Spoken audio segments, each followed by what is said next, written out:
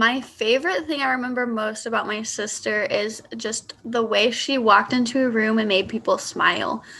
She just had this way about her that made everybody happy. She was so good at making people laugh and just radiated the room with her smile and just made people want to be around her. Libby and me had about a 2-year age difference. So we were pretty close in age, and most of our life we were super close because of that. I would come home and help her learn things that she was learning in school, and we just spent all of our free time together exploring around our house or like land around our house, just taking pictures and enjoying nature, and anything we could do together, we would. I want people to remember Libby's bravery and how amazing of a person she was and all of the awesome things she did accomplish in life, along with the things that she would have accomplished if she were still here. Libby was the bravest person. Even on her last day, she was able to capture a video of the person that killed her in the end and her best friend. So that bravery just sticks with me and will stick with me forever. Libby was not just a victim. It's so important that we remember the things that she was and the person she was, and not just the bad things that happened to her, because she is not what happened to her. She is the person I knew, my sister, my best friend. Libby's favorite activities were just arts and crafts and different things that had to do with music. She did just about anything that would keep her busy. So she played the saxophone in middle school.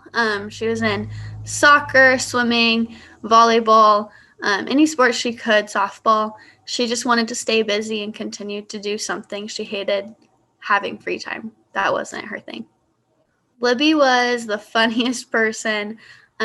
She always wanted to make people laugh, so she would walk into a room and tell a joke, or she would walk in and say, "Hey, you're really pretty," and just always made the best of every moment.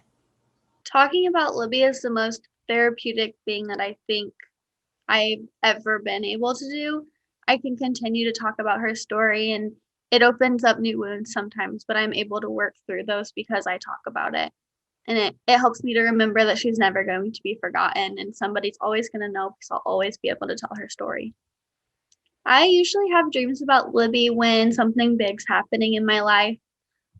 So for example, when I was starting to decide when I wanted to go to college, where I wanted to go to college, what I wanted to study, and I was kind of shifting from journalism to criminal justice and forensic science, I realized that that's what I was passionate about, and so I kind of moved in a different direction, and I was having a really hard time with that, and I had my first dream of Libby, and it was just us on a beach and her telling me that everything was going to be okay. And I don't ever get to hear her voice any other time, but when I do, it's in those dreams, and it's the ones you want to stay dreaming. You don't want to wake up. You want to stay in it. I actually spend a lot of time at her grave during the summer. So I always feel really close to her there. Or walking down the aisle at graduation, or just driving in my car and I feel her presence just listening to music, or when I'm doing my homework and I see something, I'm like, wow, Libby would really be interested in learning about this, and she's just always there in all of those moments. Never stop pushing, never stop telling their story, always continue to tell people, and don't be discouraged when people come to you and say they've never heard, because you met them and now you can tell them and now they can say that they know that story. So keep going, keep meeting every person you can and taking every opportunity you can, but don't overdo it.